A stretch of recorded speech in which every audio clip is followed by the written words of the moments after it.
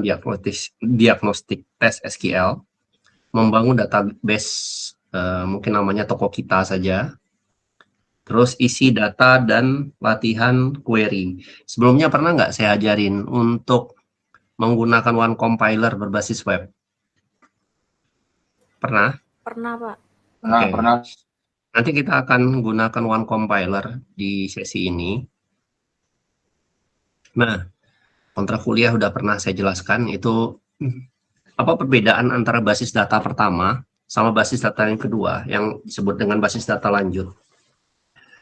Kemarin pada basis data 1, kita itu masih membangun rumah. Ini suara saya jelas nggak? Jelas, Pak. Jelas, Pak. Jelas, Pak. Jelas, Oke, Pak. kita masih Jelas, Pak. membangun, ya, kita masih membangun rumah database pertama itu.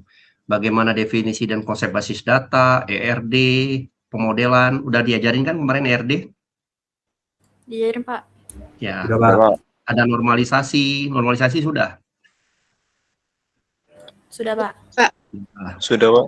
ada DDL, create, alter, table, create, alter, drop, udah juga kan?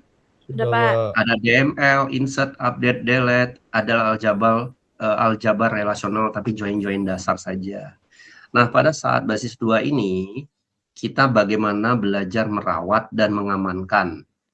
Nah, itu agregasi kita akan ajarkan, ya, agregasi group by, join lanjutan multi-table, subquery dan view, transaksi dan ACID, store prosedur dan trigger, backup keamanan dan cloud database. Ini yang di basis 2 semester ini. Nah,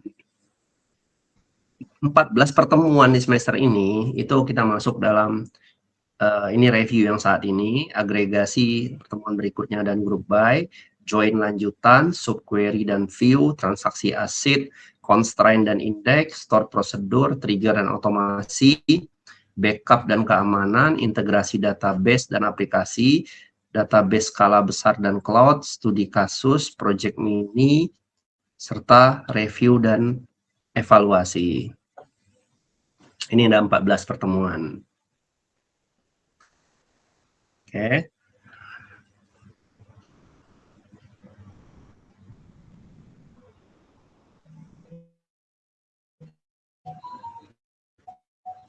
Oke, selanjutnya studi kasus yang berkelanjutan. Nanti ini akan kita pakai satu database ini kita bangun dari pertemuan 1 sampai 14. Setiap minggu kita tambah fitur dengan tambah fitur baru ke dalam database ini. Minggu ke-1 kita akan buat bangun tabel, query, join, agregasi. Minggu ke-5-6 kita akan lakukan transaksi dan constraint.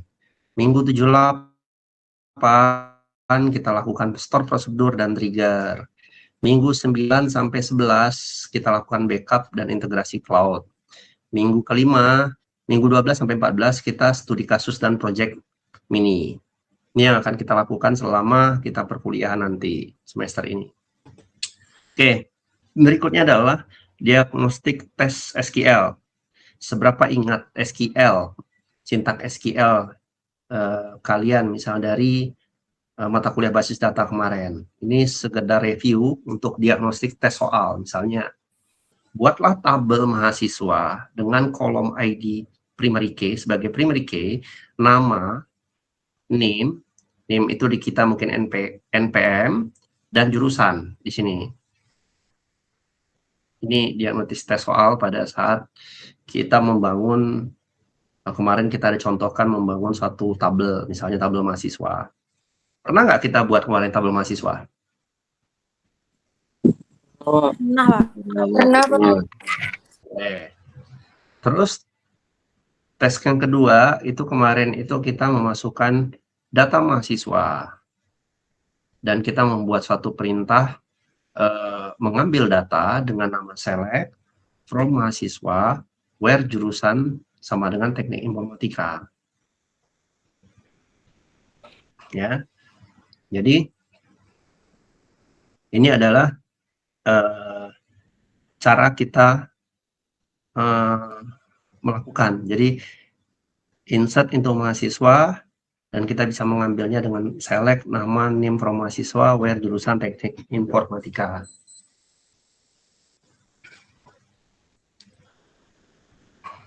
Oke. Terus tes kemarin di Anobis Teks ada update mahasiswa. Bagaimana kita mengupdate mahasiswa dengan cara perintah update mahasiswa set jurusan informasi di mana NIM-nya adalah 2024001. Nah, ini adalah delete data. Nah, pertanyaan saya, insert, select, update, delete, itu termasuk kategori perintah SQL apa? Itu pertanyaan saya dulu.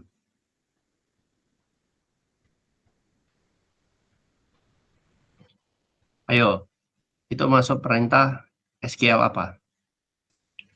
Dalam kategori apa? DML, Pak. DML, Pak. Data management. Ini adalah semua kategorinya DML. Iya. Manipulasi language ya. Kalau DDL beda, meng-create tabel itu DDL. Ini adalah kategori dalam DML. Nah, dalam membangun database Koko kita ini akan kita kembangin selama studi kasus kita sepanjang semester.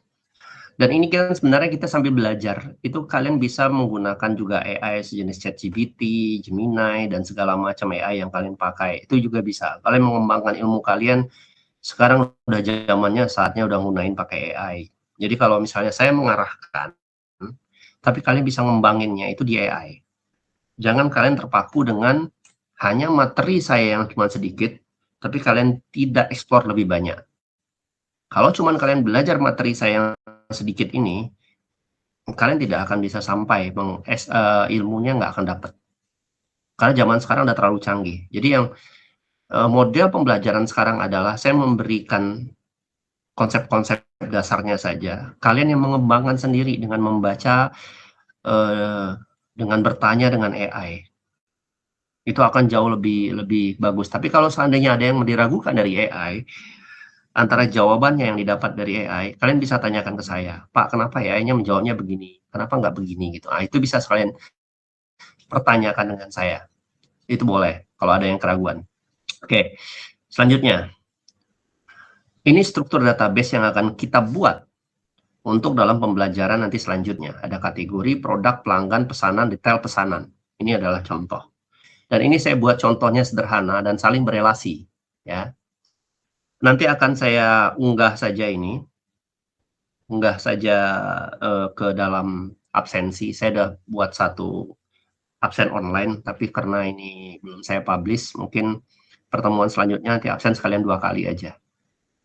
Oke. Berapa tabel ini? 5 ya. Dan silakan diperhatikan dulu struktur tabelnya. Silakan diperhatikan dulu struktur tabelnya. Ada kategori, ada produk, pelanggan, pesanan, detail pesanan. Ada pertanyaan dulu nggak di struktur database ini?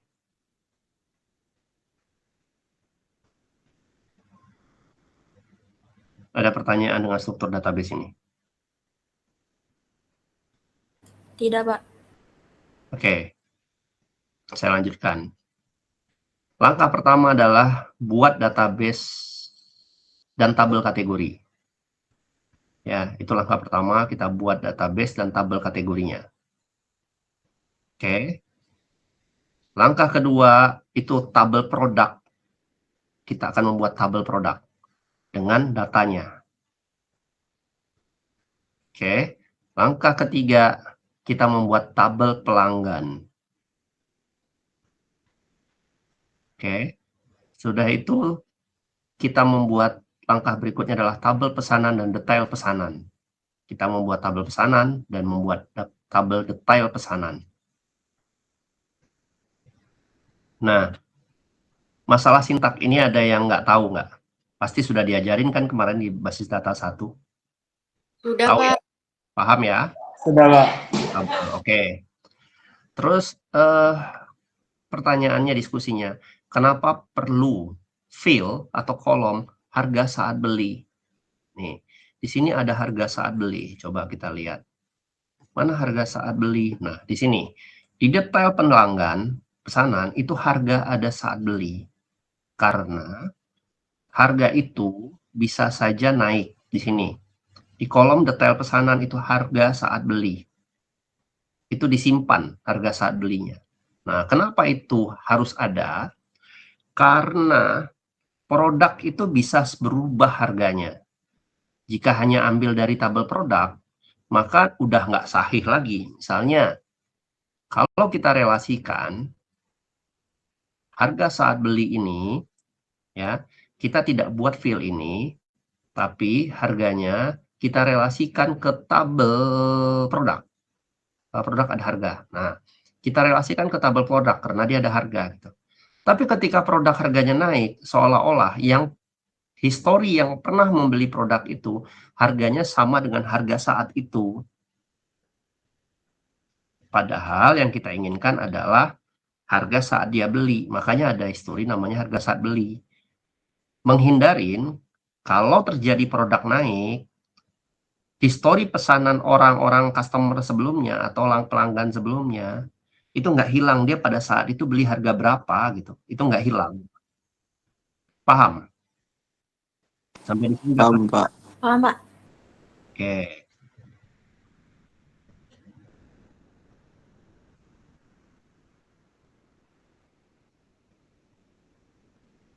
Ya, paham ya?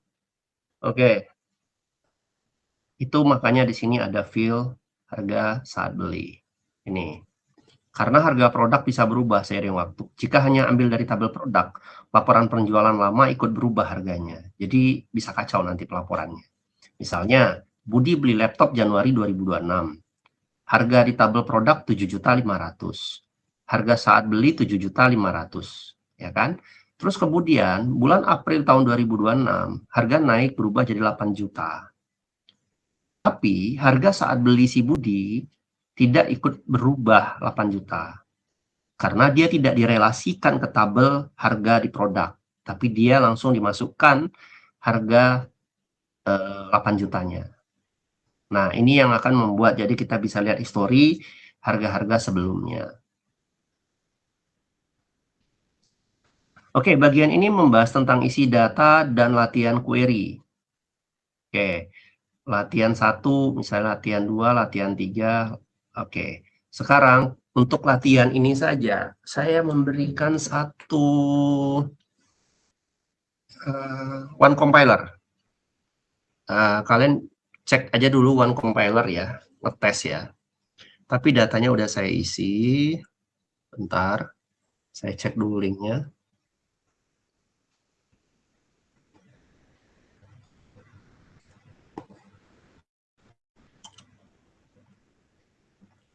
Oke, one compilers. Oke, link one compiler saya dah masukkan ke dalam. Oke, di pesan saya lihat one compiler. Ada link nggak? Di pesannya Ada, Pak. ini. Ya, Pak. Di Google Meet ya, bukan pesan WhatsApp. Pesan Oh, Google Meet. aksesnya denied, Pak. Aksesnya denied. Iya Pak, sama Pak. Aksesnya denied. Oke, sebentar. Sebentar. Kenapa aksesnya denied?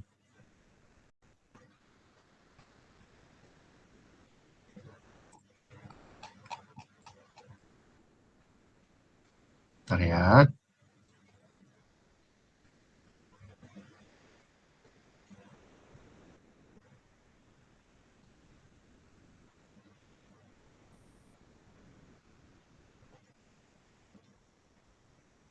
Oke, yang lain gimana? Aksesnya denied juga ya? Sama, Pak. Iya, Pak. Sama.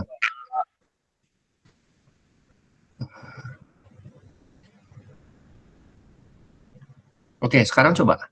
Aksesnya dan masih denied. Oke, sekarang coba lagi. Masih, Pak. Karena aksesnya masih denied.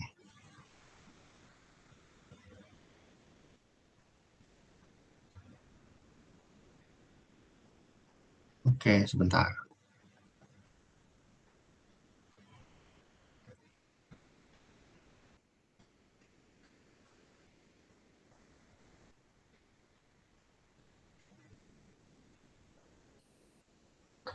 Saya nggak tahu kenapa ini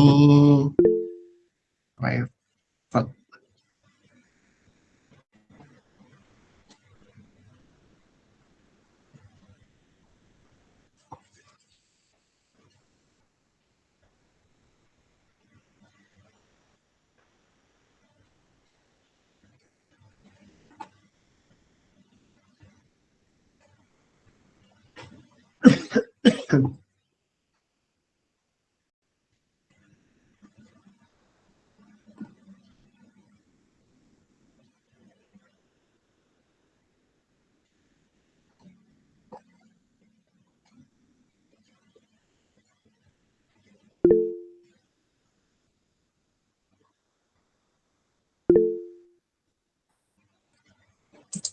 Sudah bisa, Pak.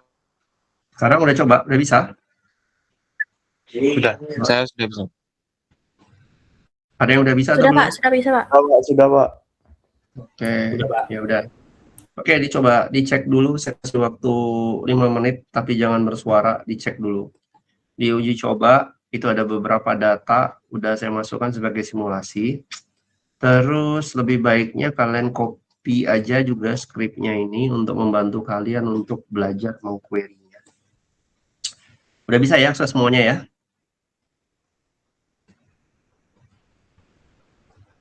Sudah Pak. Oke. Silakan dicoba dulu. Mungkin dengan latihan-latihan ini perintah yang saya berikan. Kalau ini nanti tugasnya nanti akan saya berikan. Setelah ini saya akan kirimkan satu link yang kalian bisa menambahkan 5 produk baru, tambahkan 3 pelanggan baru. Itu bisa kalian buat seperti ini juga.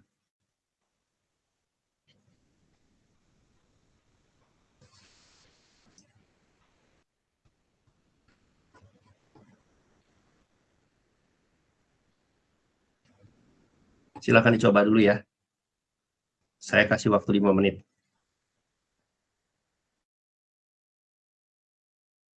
Dengar, Pak. Oke, absennya nyusul ya.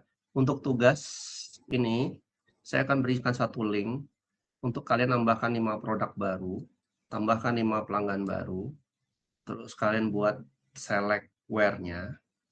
Nanti di situ akan ada instruksinya dia di link yang saya berikan. Kalau kalian mau coba di dalam lokal, kalian cobanya di SMPP yang berjalan. Ini SMPP berjalan ya. Jadi kalian harus nyobanya di sini. Bagaimana menambahkan query, bagaimana pokoknya kalian lakukan itu nanti sesuai instruksi link yang saya berikan. Mungkin itu dulu, karena nanti selanjutnya kita akan ngomongin agregasi, group by, dan having. Untuk absen nanti akan saya pertemuan selanjutnya saja. Kalau gitu ada pertanyaan lagi? Sudah Ada tidak Pak. pertanyaan? Pak, Sudah, Pak, izin Ya. tanya Pak, kalau materinya bisa dikirim nggak Pak ke grup Pak? Nanti di linknya absen itu nanti otomatis bisa kalian lihat. Oh, Makanya saya iya. tadi menyelesaikan link absen tadi, jadi absennya sekarang udah bukan pakai kayak Google Form. Saya buat suatu absensi online gitu. Nah, tapi nggak berhasil publish, ada problem sedikit di server. Jadi saya tunda dulu absennya. Nanti pada saat udah absen, materinya bisa nanti dilihat di absensi. Ya. Terus yang paling penting tadi yang saya kasih link tadi, disimpan link untuk ngisi query. Udah punya kan? Udah Pak. Nah, itu kalian masukkan di SMPP, di SQL Yoke kalian, jalankan SMPP. Oke ya. Link yang mana ya Pak ya? Link yang mana? Link yang Bapak berikan tadi ya Pak? Kan tadi saya sudah berikan link One Compiler. Oh ya Pak. Oke, gitu dulu. Ada pertanyaan lagi? Oke, kalau nggak ada saya tutup ya. Oke, saya tutup dengan wabillahi taufik wal hidayah. Wassalamualaikum warahmatullahi wabarakatuh. Waalaikumsalam.